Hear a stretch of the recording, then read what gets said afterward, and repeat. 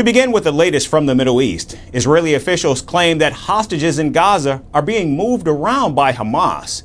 Now, while some are being shuttled from one apartment to another, others are being moved to underground tunnels. Now, according to a report citing Israeli officials, Hamas has ordered its members to shoot and kill the hostages if they sense that Israeli forces are in fact approaching. The development comes after the Israeli Defense Forces recently carried out an operation in Central Gaza, resulting in the rescue of 4 hostages. Israel's efforts are being further complicated, however, by the fact that hostages are now being hidden in more secure locations. Meanwhile, Secretary of State Antony Blinken is meeting officials in Jordan and Qatar in a bid to get regional powers to push for a ceasefire in Gaza.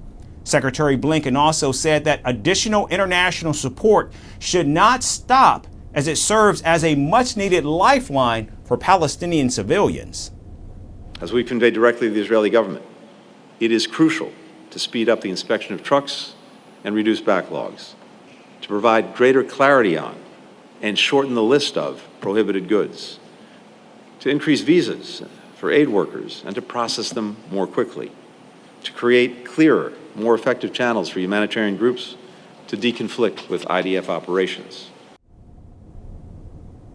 Now, in a sudden turn of events, a senior Hamas official accepted a United Nations-backed ceasefire resolution just yesterday and has given assurances the group is ready to actually negotiate a deal.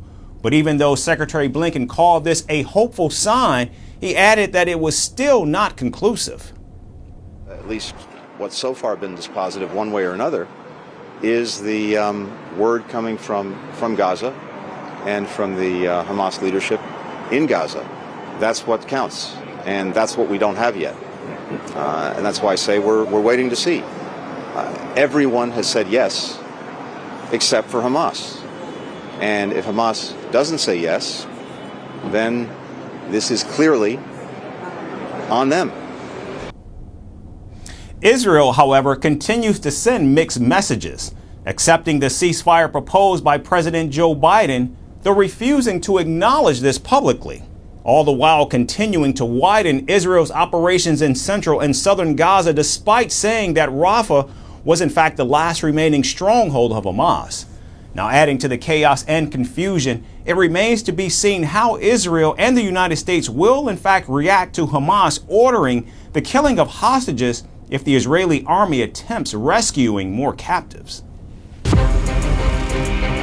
From impeachments to inaugurations, if it's a political story, we are on the scene.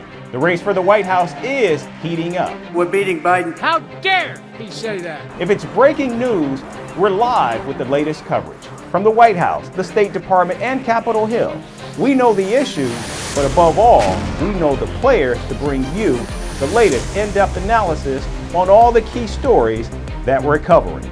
I'm Eric Ham. Join me from Washington here on Firstpost America.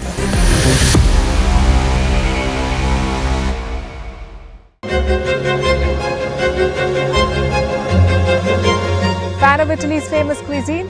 Well, we are serving it with a side of diplomacy. As G7 leaders gather in southern Italy, Vantage is taking you to the heart of the action. What's the agenda? Who's invited? And how is Italy preparing for it? Catch the special edition of Vantage throughout this week, only on Firstpost. Fan of Italy's famous cuisine? Well, we are serving it with a side of diplomacy. As the G7 leaders gather in southern Italy, Vantage is taking you to the heart of the action. What's the agenda?